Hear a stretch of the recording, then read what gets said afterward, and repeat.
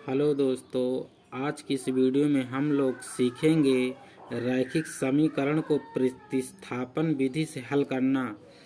ये दोस्तों कक्षा 10 में सवाल इस तरह के आते हैं और हमसे इस तरह समीकरण दे देता है और कहता है कि इसको प्रतिस्थापन विधि से हल करिए।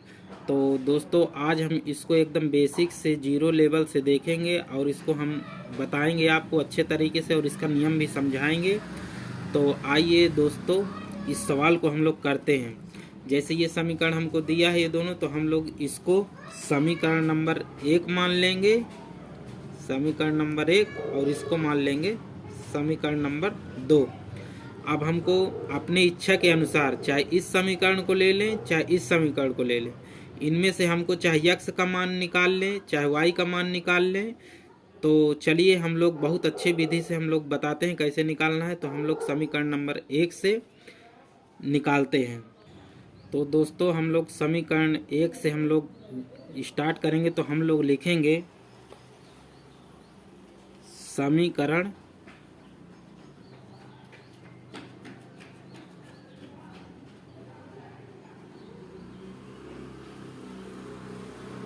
1 से। अब हम लोग समीकरण नंबर 1 को यहाँ पर उतारेंगे।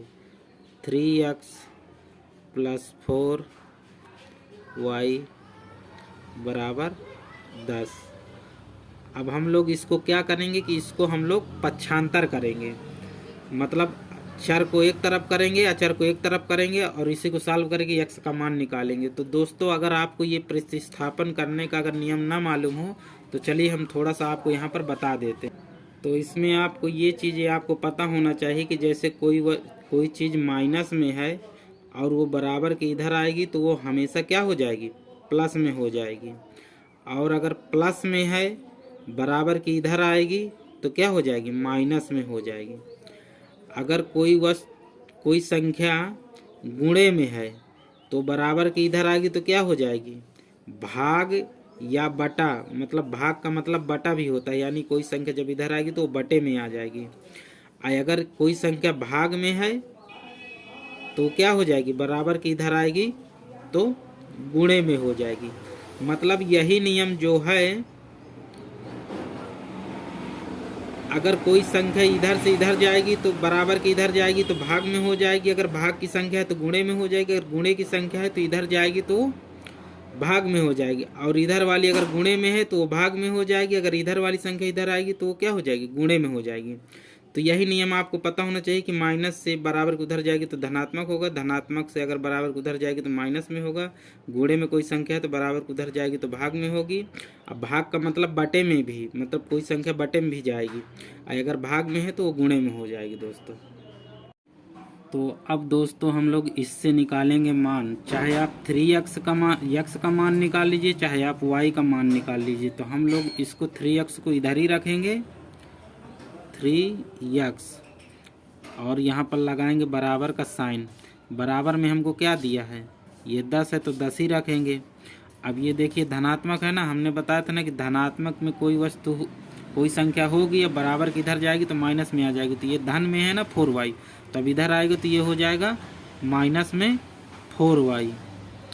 अब हम लोग क्या करेंगे,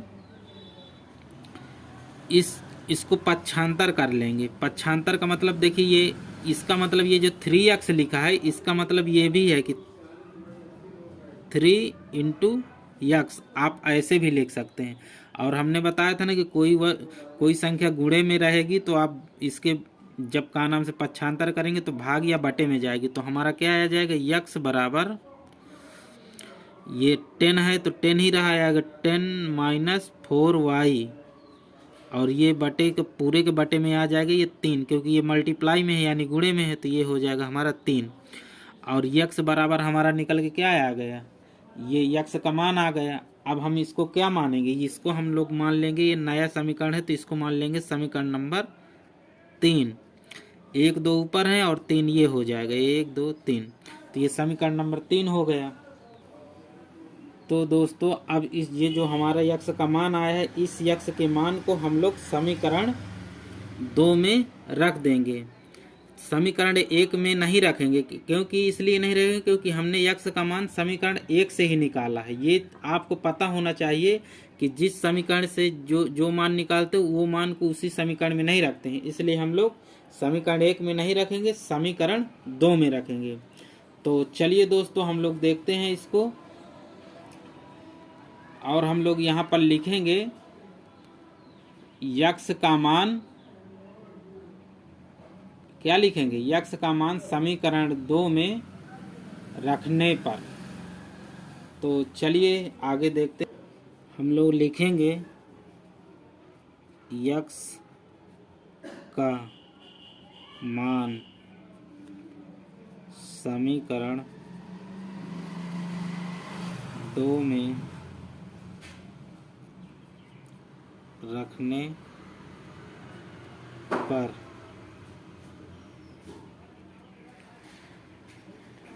तो यहाँ पर हम लोग समीकरण 2 लिखेंगे। समीकरण 2 हमारा क्या है, 2x माइनस 2y बराबर 2, ये हमारा समीकरण नंबर 2 है। तो अब हम लोग क्या करेंगे, ये दूसरा समीकरण हमने लिखा है ना यक्स का मान समीकरण 2 में रखने पर, तो समीकरण नंबर ये दूसरा है हमारा 2x माइनस 2y बराबर 2। तो हम लोगों को क्या करना है, ये जो यक्स का मान हमारा आया है तो यक्स की जगह में उसी को लिखेंगे। तो हम लोग क्या करेंगे, 2 का 2 लिखेंगे, यक्स की जगह में ये पूरा मान लिख देंगे। ये जो हमारा दिया है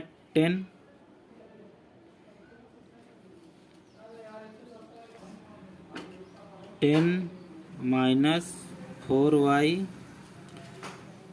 बटे में 3, पूरे के बटे में क्या दिया था, हमको 3 दिया था, और इसको ऐसे बंद कर देंगे। इसके बाद हमको क्या दिया है, माइनस का 2y बराबर में क्या है 2। तो अब हम लोग इसको सॉल्व करेंगे। जब इसको हम लोग सॉल्व करेंगे तो क्या करेंगे, इस कोष्टक का मतलब होता है ये जो बाहर संख्या रहती है उसका अंदर इसके गुणा। तो हमारा कितना आ जाएगा, 10 दूनी 20, फिर माइनस है, माइनस लगाएंगे 4 दूनी 8, यानी कि 8y। अब इसके बाद बटे में क्या दिया है, 3 दिया है, तो हम लोग यहाँ पर लिख देंगे 3। अब इतना लिखने के बाद इसके बाद हमारा क्या दिया है, माइनस का 2y, तो हम लोग 2y लिख देंगे। बराबर क्या दिया है, बराबर हमारा दिया है 2।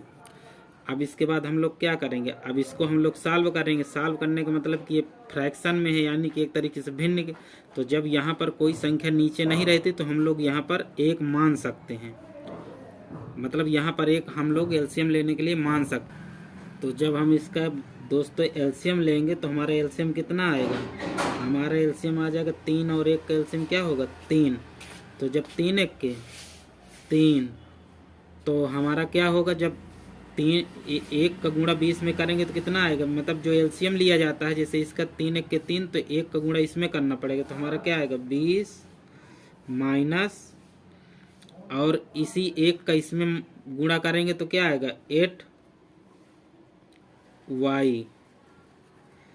तो ये हो गया। अब इसके बाद हमारा क्या है, माइनस का चिन्ह दिया है तो हम लोग माइनस लगा देंगे। अब इस 1 को इसमें देखें तो कितनी बार जा रहा है, इस कितनी बार भागा लग रहा है, 3 बार। तो 3 का गुणा इस 2 के साथ कराएंगे तो क्या होगा, 3 दूनी 6y, और बराबर में क्या दिया है हमको, बराबर में दिया है 2। अब देखिए दोस्तों हमको क्या दिया, ये 20 दिया है, तो हम लोग ये वाला इसको पूरा उतार लेंगे, इसको बराबर किधर भेज देंगे। तो हम लोग क्या लिखेंगे, 20 माइनस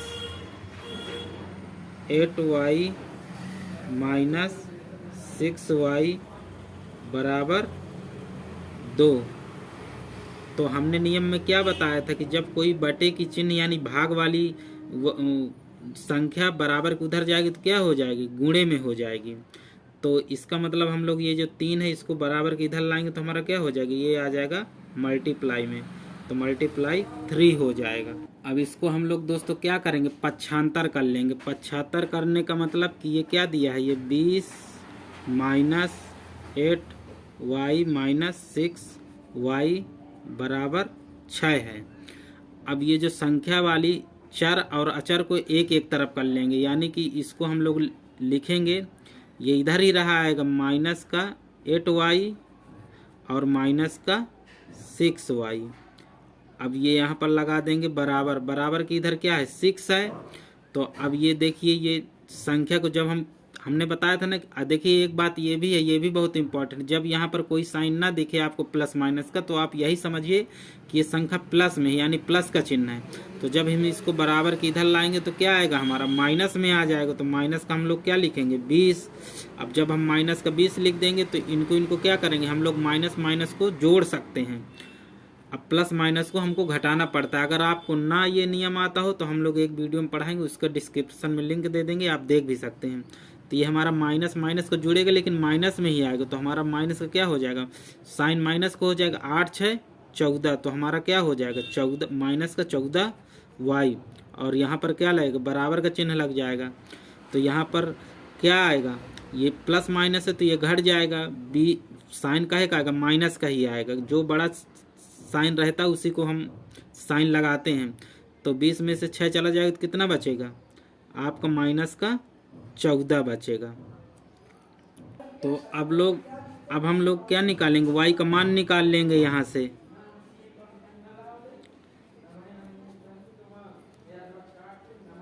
y का मान कैसे निकालेंगे, यहाँ से हम लोग लिखेंगे y बराबर,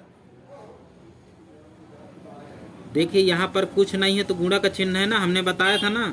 तो यहाँ पर हमको बराबर की इधर माइनस का 14 दिया ही है, और यहाँ पर हम लोग बटे में क्या लिख देंगे, ये वाला माइनस का 14। तो जब हम इसको माइनस माइनस कैंसिल कर देंगे, और जब ऊपर नीचे सेम संख्या रहती है तो उनको काटते हैं तो क्या आता है, बराबर में हमारा आ जाएगा 1। इसलिए y बराबर क्या हो जाएगा, y बराबर हो जाएगा 1। और इस एक y के मान को हम लोग क्या करेंगे, किसी समीकरण में हम लोग रख देंगे।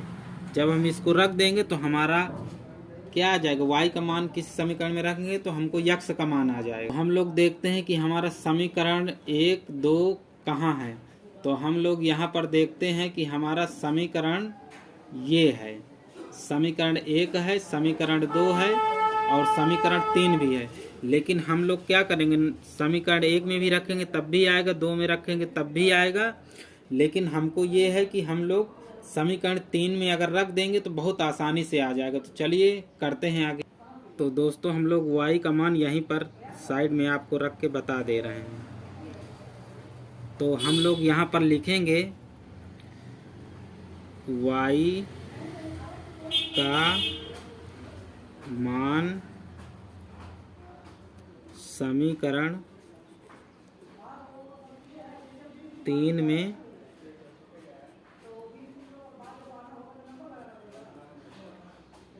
रखने पर